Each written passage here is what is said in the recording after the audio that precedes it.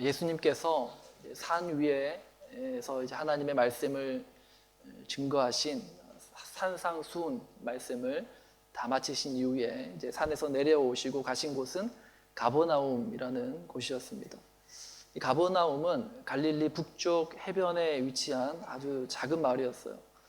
지난주에 거기서 누가 예수님께 나와왔죠? 지난주 말씀에 로마의 백부장이 예수님께 나와서 자기 집에 있는 종의 병을 고쳐달라, 중풍병을 고쳐달라는 간구를 했던 내용들을 지난 시간에 살펴보았습니다. 오늘은 예수님께서 이 가버나움에 사는 어느 한 곳을 방문을 하시는데 누구의 집을 방문하십니까? 시몬 베드로의 집을 방문하십니다. 예수님께서 신방을 가신 거예요. 오늘 보면 14절에 보시면 예수께서 베드로의 집에 들어가사, 예수님께서 베드로의 집에 이제 신방을 가신 겁니다. 저는 전도사 시절부터 지금까지 목양일기라는 걸 씁니다. 목회를 하면서 일어나는 여러 가지 에피소드, 또 제 생각들을 이렇게 일기로 이렇게 정리를 하는 거죠. 예전에 부교육자 시절에는 주로 어떤 내용들을 썼는가 하면은 나중에 내가 담임 목사가 되면 이렇게 해야지, 이런 글들을 생각날 때마다 수시로 제가 이제 다짐하는 그런 글들을 썼습니다.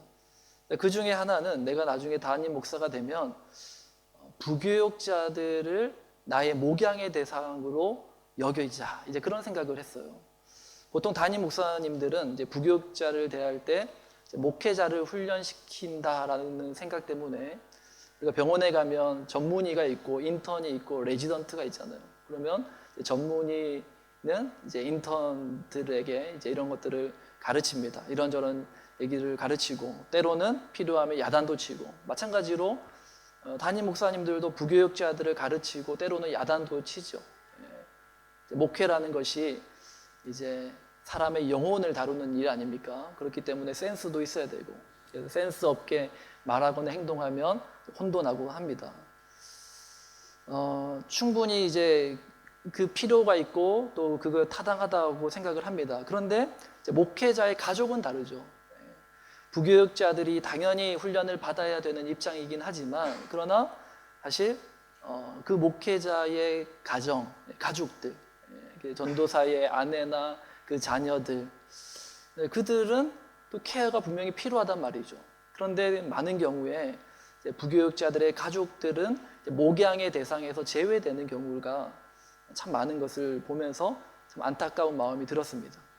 나는 나중에 이제 담임 목사가 되면 그러지 말아야겠다, 그런 생각을 했던 기억이 있습니다. 자, 그런 면에서 오늘 본문에서 예수님께서 이 수제자 베드로의 집을 찾아가셨다라는 이 대목이 저에게는 감동이 됐어요. 수제자 베드로를 사랑하시기 때문에 그의 가족도 살펴주시는 예수님의 그 세심한 배려, 세심한 마음을 느낄 수 있었던 것 같습니다. 우리도 보통 누군가가 이제 나를 잘 챙겨주는 것도 물론 감사하지만 그것도 감동이지만 사실 나의 가족을 이렇게 챙겨주는 것을 경험할 때 그때 더 진한 감동을 느끼지 않습니까? 예수님께서 나를 사랑하시기 때문에 나로 인하여 나의 가족도 사랑하시고, 또 우리 가족 가운데 불신자가 있다면 그에게도 하나님의 은혜가 미쳐서 그를 구원하시기 원하시는 분이 우리 예수님이시다라는 사실을 깨달으실 수 있는 저와 여러분 되시길 주님의 이름으로 축복합니다. 자, 예수님께서 베드로의 집에 가셨는데 무엇 때문에 가셨죠? 오늘 보면 14절 말씀을 우리 함께 다시 한번 읽겠습니다. 시작.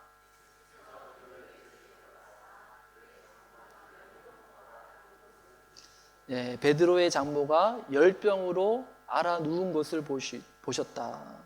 그 열병을 고치기 위해서 예수님께서 시몬 베드로의 집을 찾아가셨죠. 자, 그러면 지금 베드로의 장모는 왜 열병으로 앓아 누워 있을까요? 예수님은 당대 최고의 명의셨잖아요. 환자의 병을 진단하려면 병인 병기를 알아야 됩니다. 이 병인 병기란 뭐냐? 병의 원인이 어디에 있는지, 병이 어떻게 지금의 상태에 이르게 되었는지 그 과정을 살피는 걸 말하는 겁니다. 진단이라는 과정을 통해서 지금 이 사람의 이 병이 어떻게, 어떤 원인으로 이렇게 흘러왔는가, 이런 것들을 이제 진찰해 가는 거죠. 지금 베드로의 장모가 열병으로 앓아 누워 있는 이유는 이것에 대해서 성경은 자세하게 우리에게 얘기해 주진 않아요. 하지만 여러 가지 정황들을 살펴보면 베드로의 장모가 왜 열병으로 인해서 누워 있는지를 우리가 유추해 볼 수 있습니다. 먼저 우리가 환자의 병을 진찰하려면 이 환자가 어디 사는지를 확인해 보는 게 중요합니다. 도시에 사는 사람과 시골에 사는 사람이 라이프 스타일이 다르잖아요. 그로 인해서 생기는 또 발생하는 병도 다릅니다. 그래서 환자가 어느 지역에 사는지를 살피는 게 중요하죠. 그럼 베드로의 장모는 지금 어디에 살고 있습니까? 이 지역의 이름이 뭐였죠? 가버나움이라는 지역이었습니다. 이 가버나움이라는 지역은 갈릴리 호수 북편에 위치한 아주 작은 어촌 마을이었어요. 우리 뉴질랜드로 따지면은 저기 로토루아 정도가 되겠죠. 아주 작고 시골이고 평화로운 그러한 마을이라고 보시면 됩니다. 이 가버나움에 주둔하고 있는 로마 군대가 있었는데 이 로마 군대의 장관, 백부장, 우리가 지난주에 살펴봤죠. 아주 인품이 탁월했던 아주 훌륭한 리더가 이 마을의 군대 장관이었습니다. 그리고 이 가버나움의 회당이 있었는데 그 회당의 장은 그 가버나움이라는 지역의 가장 이제 어른에 해당하는 존경받는 사람이었죠. 그가 누구인가 하면 바로 야이로라는 회당장입니다. 예수님께 간청해서 자신의 죽은 딸을 살린 사람이에요. 은혜가 넘치는 사람이죠. 이 가버나움이라는 지역은 아주 은혜롭고 또 평화로운 그러한 작은 마을이었다라는 것을 우리가 성경을 통해서 보게 됩니다. 자, 그런 평화로운 마을에 사는 한 여인이 베드로의 장모라는 거죠. 자, 그런데 도대체 뭐가 문제가 있길래 열병이 들었을까 궁금하죠. 자, 그리고 두 번째로 이 여인에게 베드로라는 아주 듬직한 사위가 있었습니다. 저는 별로 좋은 사위가 아니에요. 제가 뭐 자주 연락도 못 드리고 잘 이렇게 다정다감한 그런 사위는 아닙니다. 저희 부모님에게도 연락 잘 안 하는데 장인 장모님에게 오죽하겠습니까? 그런데 이제 올 12월 달에 올 계획이 있어가지고 이번에 기회다. 그동안 못했던 것들을 만회할 기회다라는 생각을 하고 있습니다. 어쨌든 저는 좋은 사위가 못 되지만 오늘 본문에서 보게 되는 이 베드로는 아주 좋은, 아주 믿음직한, 듬직한 사위였다라는 것을 보게 됩니다. 장모가 열병으로 앓아 누워 있는 것을 보면서 예수님을 집으로 모셔서 이 장모님의 병을 살피게 할 만큼 그만큼 장모님을 사랑했던 가슴 따뜻한 그런 사람이었다라는 거죠. 그리고 정말 믿음직한 사위였습니다. 가족의 생계를 책임지기 위해서 밤새도록 물고기를 잡았던 베드로지 않습니까? 누가복음 5장 5절 우리 함께 읽습니다. 시작. 시몬이 대답하여 이르되 선생님 우리들이 밤이 새도록 수고하였으되 잡은 것은 없지만은 말씀에 의지하여 내가 그물을 내리리이다 하고. 네, 예수님께서 베드로를 처음 만나셨던 장면이잖아요. 밤이 새도록 물고기를 잡았지만 한 마리도 잡지 못했던 상황입니다. 가족의 일용할 양식을 얻어야 했기에 밤이 새도록 한 마리라도 잡힐 때까지 버틴 거예요. 그런데 결국 한 마리도 못 잡은 겁니다. 예수님께서 깊은 데 가서 그물을 던지라 하지 않습니까? 그런데 사실 예수님을 향한 믿음도 믿음이지만 사실 그보다 당장 가족들의 먹을 것을 구해야 됐기 때문에 지푸라기라도 잡는 심정. 처음 본 사람이잖아요. 베드로에게 지금 다가오신 예수님이 어떤 분이신지 베드로는 몰라요. 근데 그분이 저 깊은 데 가서 그물을 내려봐. 누군지 모르지만 믿져야 본전이다라는 생각으로 이제 그물을 던진 겁니다. 그만큼 가족에 대한 책임감이 강했던 사람이 베드로다라는 거죠. 그런 책임감 강하고 듬직하고 믿음직한 사위를 둔 장모라는 겁니다. 자, 그런데 그렇게 행복한 가정에 또 편안하고 또 즐겁게 살아가던 이 여인의 삶에 한 가지 큰 변화가 찾아오죠. 가족에 대한 책임감이 강하고 근면성실하고 그렇게 가족의 생계를 책임지던 그 듬직한 사위가 어느 날 갑자기 바닷가에서 돌아오더니 배와 그물과 가족을 뒤로 한 채 30살 남직한 한 청년의 제자가 되겠다라고 나간 거예요. 집을 나간 거예요. 이제 자기는 물고기 잡는 어부가 아니라 사람을 낚는 어부가 되겠대요. 뭐 얼마나 이 속이 터지는 일이겠습니까? 이게 제 추측이 아니라 성경이 그렇게 얘기하고 있습니다. 누가복음 5장 11절 말씀을 함께 있습니다. 그들이 배들을 육지에 대고 모든 것을 버려두고 예수를 따르니라. 예수님을 만난 이 베드로가 모든 것을 버려두고 예수님을 따랐다. 그러니 베드로의 장모의 입장에서 어떤 마음이 들겠습니까? 당장 먹기 살기가 막막해졌단 말이에요. 자기는 그렇다 치더라도 사랑하는 딸과 그리고 손주 무슨 죄가 있냔 말입니다. 그러니까 지금 베드로의 장모의 입장에서는 이 예수라는 사람이 얼마나 원망스럽겠어요. 아마 베드로 장모가 이 가운데 있다면 아마 이렇게 얘기하지 않을까 싶습니다. 제가 어디 틀린 말 했어요? 저는 없는 말 하는 사람이 아니에요. 제 말이 다 맞잖아요. 이렇게 얘기하지 않을까 싶습니다. 자신의 억울한 마음을 이렇게 토로할 것 같아요. 그녀의 마음에 근심과 걱정, 불안과 또 우울감들 이런 것들이 뭉쳐져서 극심한 스트레스를 받게 됐고 그 결과 화병에 돋은 거예요. 그러니까 이 모든 정황을 유추해 보건대 베드로의 장모의 열병은 마음의 병이었고 정신적인 문제였고 그로 인한 화병이었다라는 것이 모든 학자들의 공통된 의견이에요. 그런데 이런 문제가 베드로의 집에만 있지 않죠. 우리 모든 집에도 이런 문제가 하나씩 있지 않습니까? 문제 없는 가정을 본 적이 없어요. 성도님들을 만나서 대화를 나누다 보면 어느 집이나 빌런 역할을 하는 사람이 꼭 한 명씩 있더라고요. 어떤 분은 그러더라고요. 이 왼수, 화상 뭐 이런 얘기를 하면서 누가 누구를 보고 하는 말인지 아시겠죠? 어느 부부가 있었습니다. 누가 이 아내에게 물었어요. 당신에게 사모님에게 남편은 어떤 존재예요? 이렇게 물었더니 이 아내분이 하는 말이 남편은 제 인생의 로또예요. 질문한 사람이 굉장히 의아한 거예요. 와, 정말로요? 했더니 이분이 하는 말이 네, 맞는 게 하나도 없어요. 네. 그죠? 맞는 게 하나도 없다는 거예요. 아무 이유 없이 늘 짜증나 있는 사람이 집안에 한 명씩 있잖아요. 그죠? 질풍노도의 시기를 지나고 있는 우리 청소년기, 우리 아이들. 우리 애는 사춘기도 아닌데도 그래요. 우리 집에 한 명 있습니다. 늘 뭔가 짜증나 있어요. 저희 집은 저 빼고 다 이상한 것 같아요. 라는 생각이 가신다면 식스센스 아십니까? 그걸 의심해 보셔야 돼요. 그러니까 모르시는 분들은 이 영화를 안 보신 분 같은데 식스센스의 반전. 나 빼고 다 이상한 것 같아요. 거꾸로 생각하셔야 돼요. 꼭 문제가 사람이 아닐 수도 있어요. 그죠? 어떤 뭐 재정적인 문제일 수도 있고 또 예기치 않은 사고로 인한 문제일 수도 있고 뭐 다양한 문제가 우리 안에 또 우리 가정 안에 있습니다. 자, 이런 상황에서 예수님의 수제자 베드로는 아주 탁월한 결정을 해요. 그 가정에 장모가 병들어 누워 있는데 베드로가 한 결정은 아주 지혜로운 결정을 하죠. 무엇입니까? 예수님을 자기 집으로 초대한 겁니다. 어둠의 영으로 가득한 집에 빛 대신 예수님이 들어오시게 한 거예요. 자, 이 이야기는 잠시 여기에 접어두고 구약의 이야기를 하나 나눌까 합니다.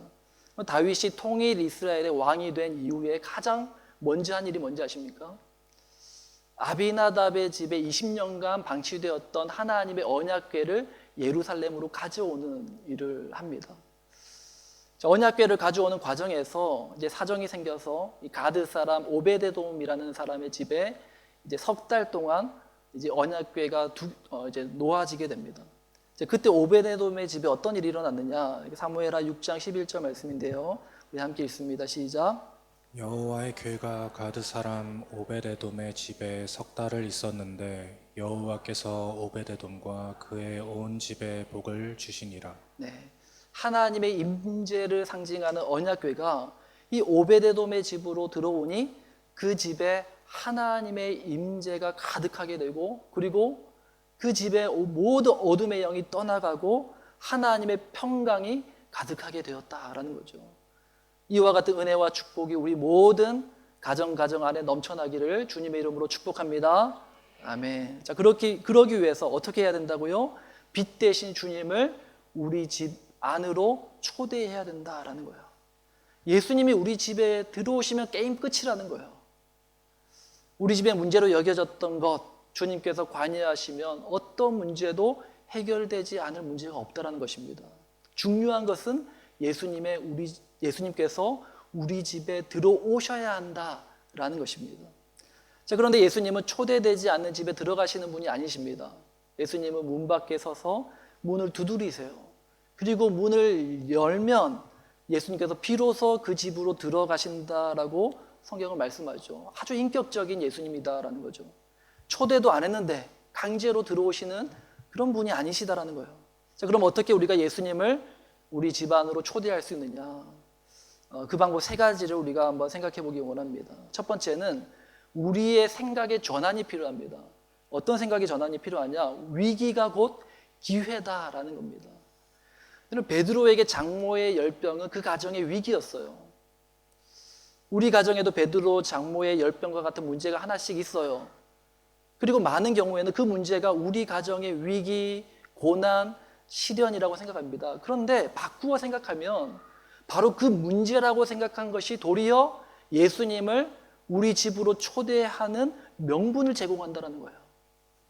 다시 말해서 그 문제 때문에 우리는 더 예수님께 나아가게 되고요. 그 문제 때문에 더 겸손하게 하나님의 은혜를 구하게 된다라는 것입니다. 그러므로 골칫거리라고 생각했던 그 문제가 사실은 예수님이 우리 집으로 들어오실 수 있도록 하는 은혜의 통로가 되는 줄 믿으시는 저와 여러분 되시길 바랍니다.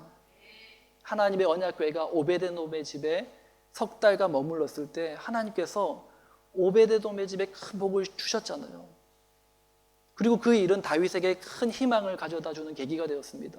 근데 사실 이 오베데돔의 집에 하나님의 복이 임하는 일이 있기 전에 어떤 일이 있었는가 하면은 이스라엘과 다윗에게 큰 위기의 상황이 당면합니다. 바로 베레스 우사라는 사건입니다.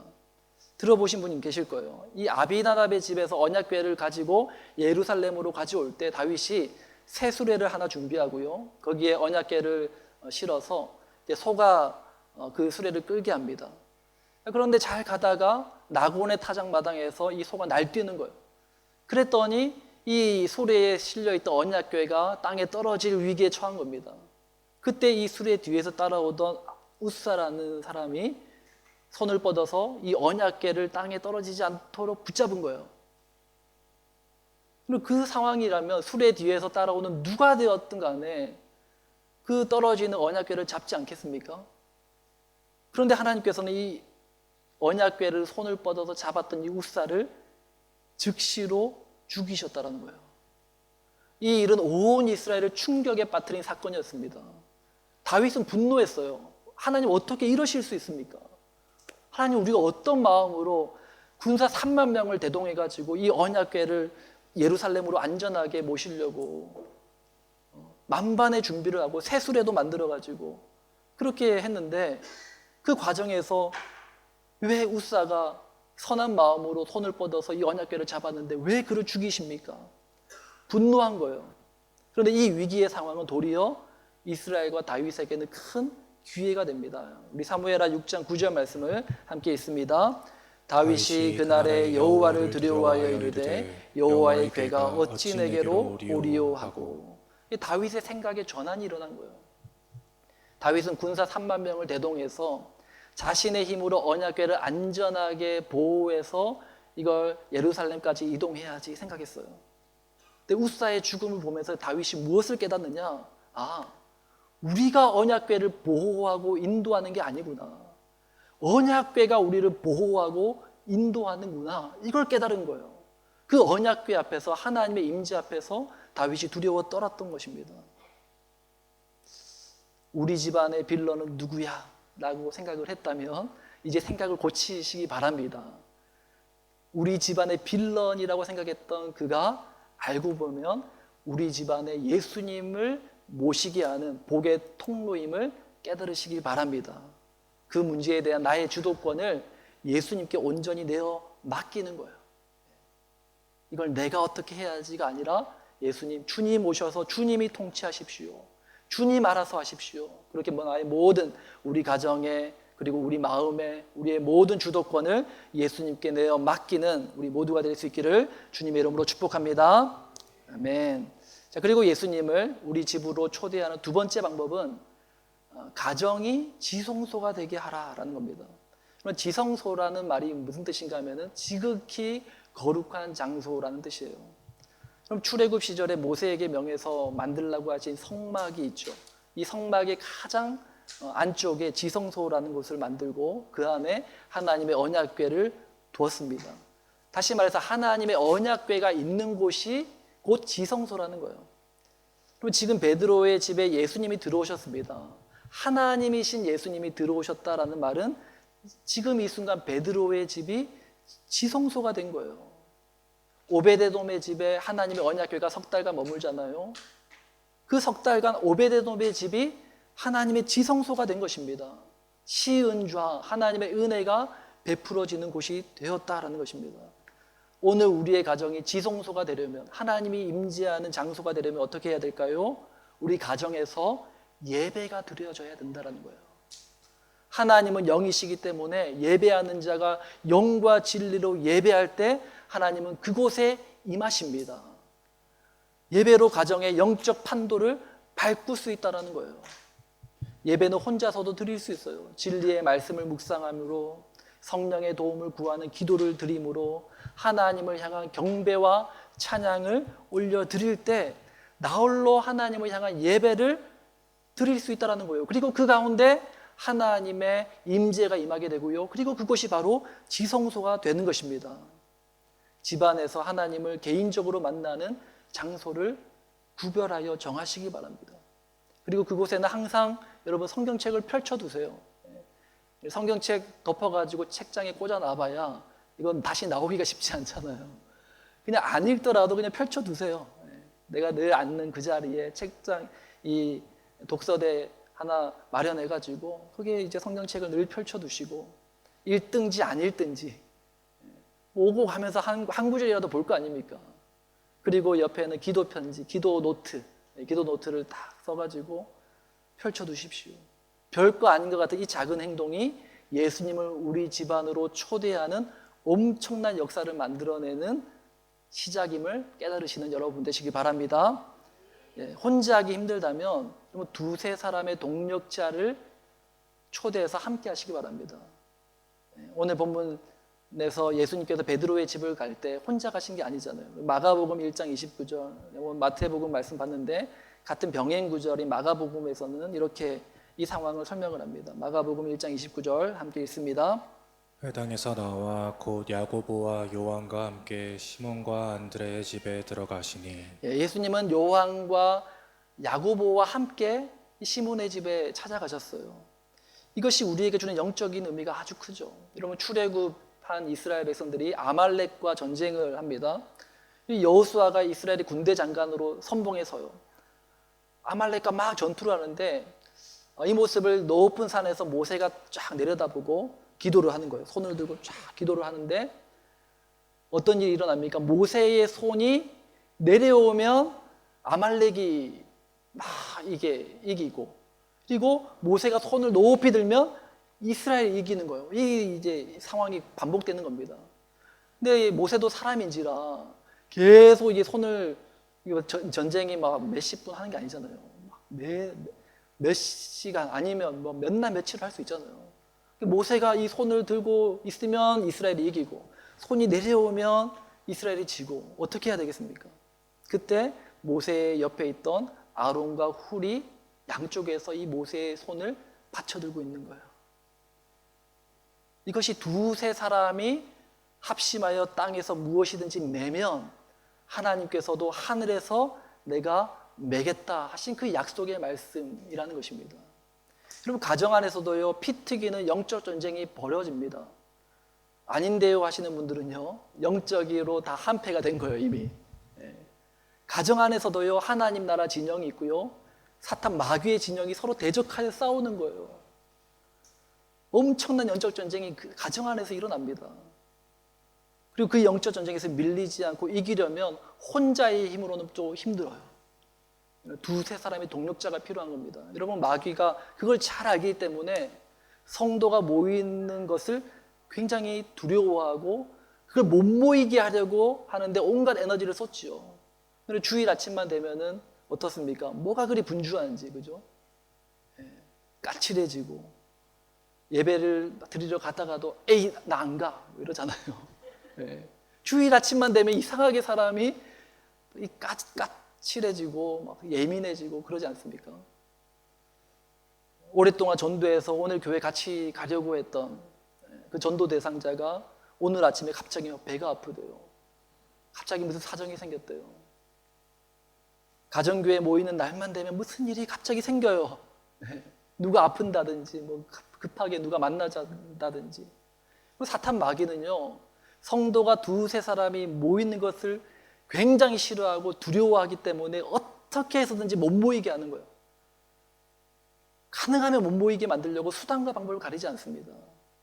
그렇기 때문에 성도들은요, 더욱더 모이기를 힘써야 돼요. 두세 사람이 주님의 이름으로 모이는 것.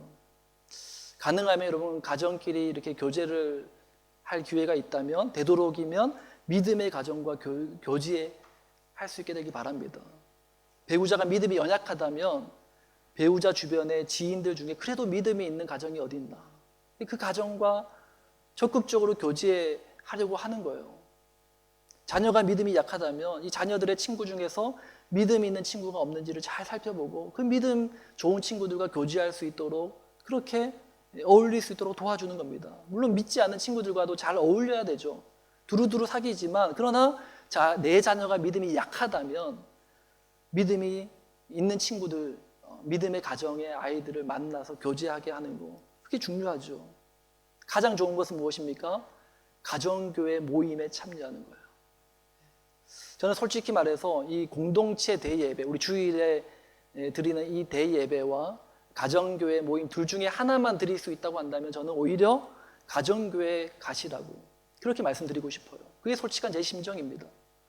그 고민한다라는 것 자체가 그분의 믿음이 아직 연약하다라는 거잖아요. 여기 힘든 자리에 와가지고 앉아 있는다고 얼마나 큰 은혜를 받겠습니까? 오히려 그것보다 믿음의 가정에 초청이 되어 가서 믿음의 가정의 모습을 보면서 간접적으로 이 믿음의 사람들 이렇게 사는구나, 믿음의 가정은 이렇게 행복하구나, 보는 거예요. 훨씬 더 좋지 않을까라는 생각을 합니다. 베드로가 예수님을 자기 집으로 초대했을 때 예수님은 기꺼이 그 집에 들어가셨습니다. 베드로는 장모가 열병으로 앓아 누운 그 위기를 예수님이 오셔서 은혜를 베풀 기회로 삼았습니다. 그리고 베드로는 자기 집을 지성소가 되게 했어요. 그리고 그 일을 자기 혼자 힘으로 한 것이 아니라 요한과 야고보와 동력자들과 함께 그 일을 준비한 거예요. 그리고 비로소 놀라운 기적이 베드로의 집에서 일어납니다. 오늘 보면 15절 말씀 함께 읽습니다. 시작. 그의 손을 만지시니 열병이 떠나가고 여인이 일어나서 예수께 수종들더라. 먼저 예수님께서 열병으로 앓아 누워있는 이 베드로의 장모의 손을 잡아주세요. 예수님은 그녀의 손을 잡으셨지만 사실은 예수님은 그녀의 마음을 만져주신 겁니다. 그녀를 위로해 주신 거예요. 예수님의 위로는요, 단지 말뿐인 위로가 아닙니다. 그녀의 모든 연약함과 질병을 예수님께서 오롯이 떠안아주시는 그런 위로예요. 오늘 말씀 17절 우리 함께 읽습니다. 시작. 이는 선지자 이사야를 통하여 하신 말씀에 우리의 연약한 것을 친히 담당하시고 병을 짊어지셨도다 함을 이루려 하심이더라. 예수님께서 병자를 치유하실 때는요, 그냥 나아라 짠 하면서 그 병자가 낫는 그런 게 아니에요. 오늘 말씀해 보시면 연약한 것을 친히 담당하시고 병을 짊어지셨도다. 예수님께서 그 모든 아픔과 병과 그 고통을 떠안으셨다라는 거예요.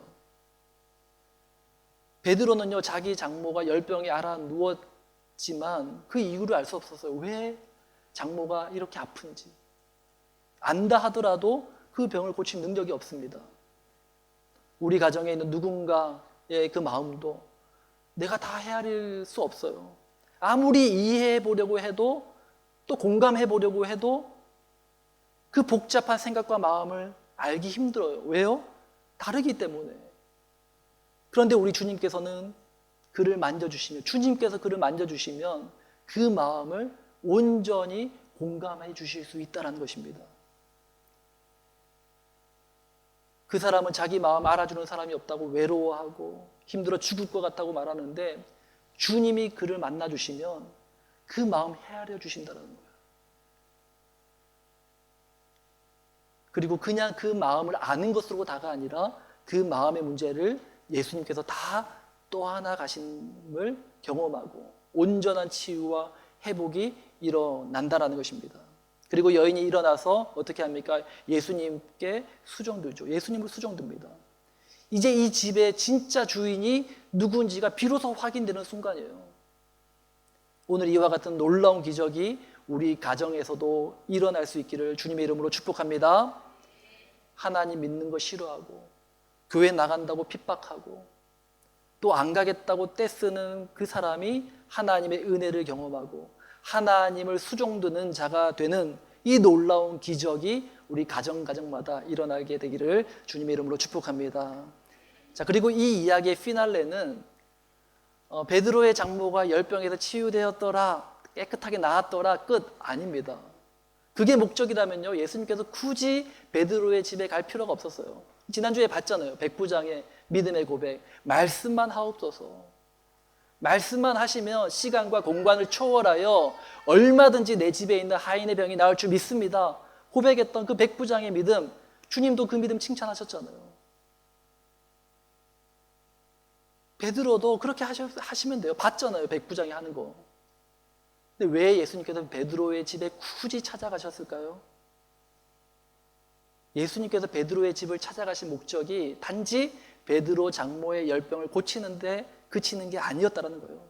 예수님께서 왜 찾아가셨습니까? 16절 우리 함께 읽습니다. 시작. 저물매 사람들이 귀신 들린 자를 많이 데리고 예수께 오거늘 예수께서 말씀으로 귀신들을 쫓아내시고 병든 자들을 다 고치시니. 베드로의 집에 가신 예수님께서 베드로 장모의 열병을 고치시고 그리고 그날 밤에 그 집이 이제 어떻게 됩니까? 종합병원이 된 거예요. 그 베드로의 집이 장모가 나와서 예수님을 수종드는데 그 장모님은 간호사 역할을 하는 거예요. 막 환자들이 몰려옵니다. 귀신 들린 자, 병든 자, 갖가지 문제로 고통받는 자들이 베드로의 집에 모여든 거예요. 이 베드로의 집은 많은 환자들을 치유하는 병원으로 쓰임받게 되는 거예요. 많은 영혼들을 회복하고 치유하고 그들을 살리는 그러한 영적인 병원으로 쓰임받고 있다는 것입니다. 저는 이것이 우리의 꿈이 되길 소망합니다. 단순히 나와 내 가족이 구원받아서 하나님의 자녀 되는 수준으로만 만족하지 말고 우리 가정이 하나님 나라 위하여 어떻게 쓰임받을까? 이 땅에 죽어가는 수많은 영혼들을 어떻게 살리는 그러한 영적인 병원이 될 수 있을까? 꿈꾸시길 바랍니다. 여러분, 가정과 교회는 불가분의 관계예요.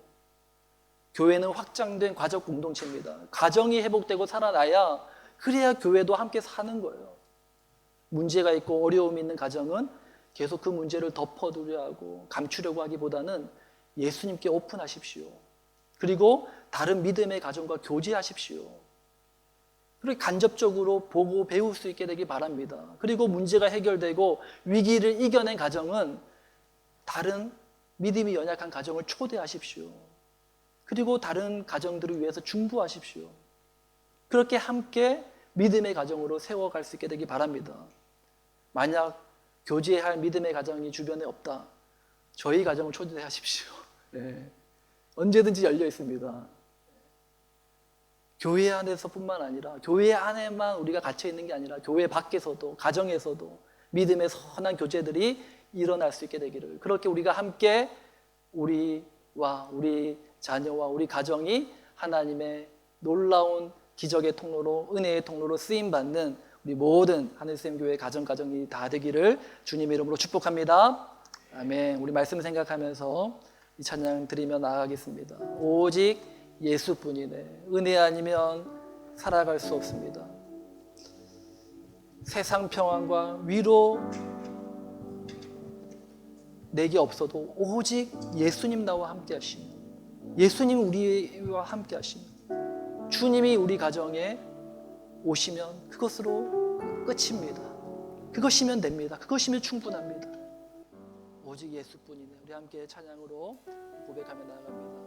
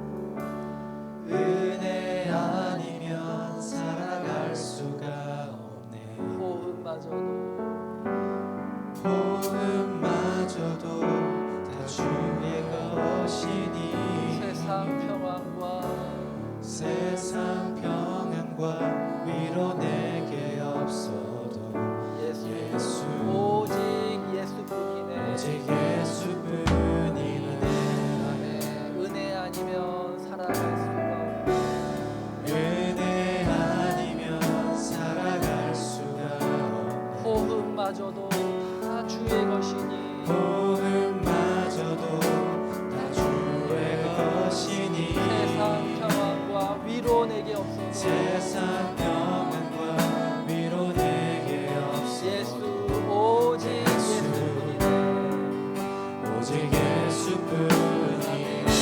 크신 계획 크신 계획 다 볼 수도 작은 없고 고난에 작은 고난에 지쳐도 주께 묶인 나의 모든 삶 버티고 견디게 하시네 견디게 하시네.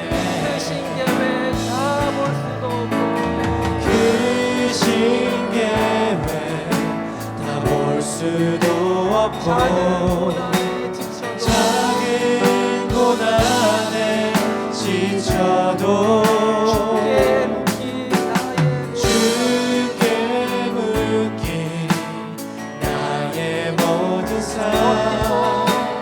버티고 견디게 하시네. 아니면 살아갈 수가 없네 은혜 아니면 살아갈 수가 나의 모든 것 나의 모든 것 다 주께 맡기니 참된 평안과 참된 평안과 위로 내게 주신 주 예수 오직 예수뿐이네. 말씀을 생각하면서 기도하며 나갑니다. 예수님을 나의 마음 안으로 초대합니다. 그리고 예수님을 우리 가정의 주인으로 초청합니다. 우리 안에 그리고 우리 가정 안에 이런 어려움이 있습니다. 이런 문제가 있습니다. 하지만 이 문제가 주님 들어오셔서 은혜 베풀어 주시면 이것이 문제가 아니라 은혜의 통로가 될 줄 믿습니다. 하나님 주님의 임재가 머무는 가정 되게 하여 주옵소서. 우리 가정의 영적 판도가 바뀌게 하여 주시옵소서. 그 말씀을 생각하면서 주님 앞에 기도하며 나가겠습니다.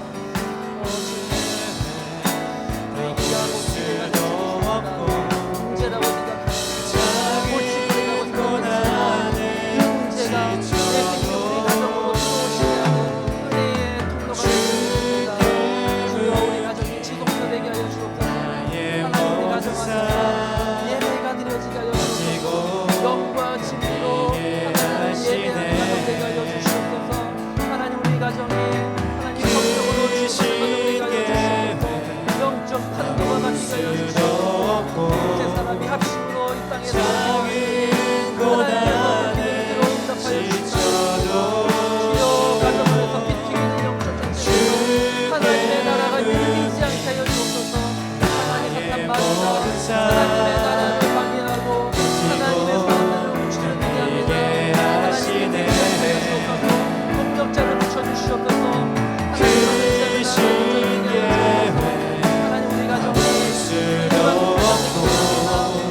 감당하는 작은 고난에 지쳐도 주께 변화시켜 주시옵소서. 나의 모든 삶 버티고 견디게 하시네.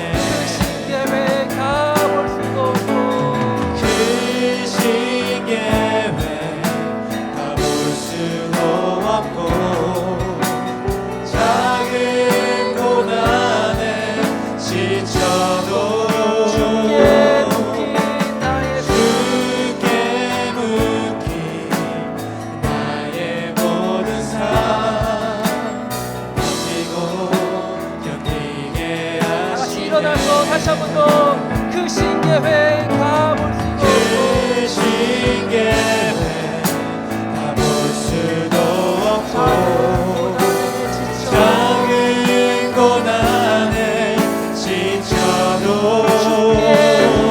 고난에 지쳐도 주께 묶인 나의 모든 삶 버티고 믿음으로 견디게 고백합니다. 하시네. 내가 믿는 분 내가 믿는 분 내가 속한 분 내가 속한 분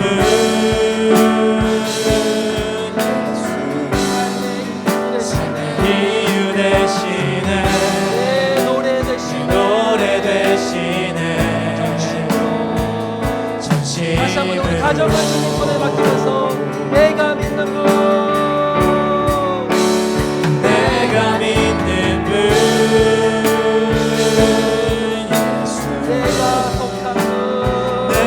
속한 예수 주님께 속한 이유 대신에 노래 대신에 내가 믿는 분 내가 속한 분 내가 속한 분 예수 삶의 이유